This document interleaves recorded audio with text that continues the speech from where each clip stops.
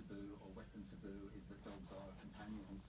But for a Muslim, you shouldn't eat pig, whereas we will happily eat bacon, every morning. Why should one choose one animal over another? I would say, morally, dogs and all the other animals, have the same moral status. But the difference is this: livestock are farmed for food. Okay, the farmers get profits out of selling those livestock to the consumers. But dogs in China, China does not have dog farms. Okay, and dogs are raised by families, are raised as pets, as guard dogs in rural area. That are not meant to be sold as food. Okay, right. And also livestock is under strict government food safety regulation.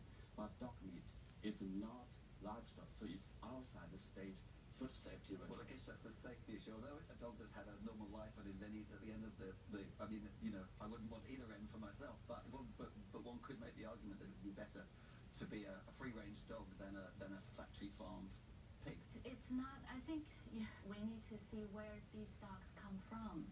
And many of these dogs, because there are no dog farms, these dogs are stolen. They are pets. They belong to people, and they were in communities. And many of the dogs that were stolen and trucked thousands of miles down to Yulin still had collars. And these are somebody's pets. Right. Well, that's a and so, yeah. matter, So it is, imagine your animal, that you treat as a family member and being stolen. It's quite a discussion that they're having. China's government told the state news agency that it does not support the, quote, so-called festival, and it promised to punish anyone who is caught stealing or poisoning dogs. That's right. Now on to the terror group ISIS. It says that it carried out a deadly car bombing in Yemen on Saturday, just a day after UN-sponsored peace talks failed.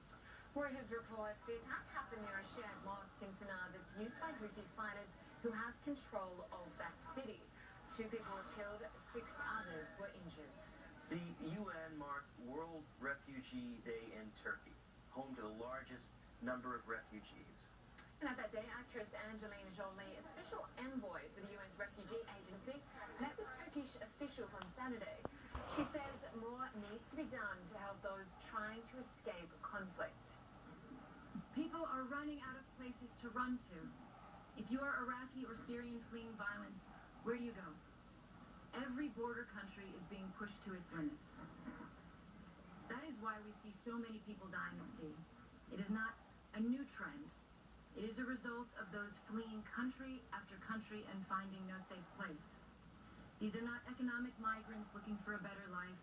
These are desperate refugees fleeing war and persecution. According to the UN Refugee Agency, nearly 60 million people were forcibly displaced from their homes just last year. And more than half of the world's refugees are children.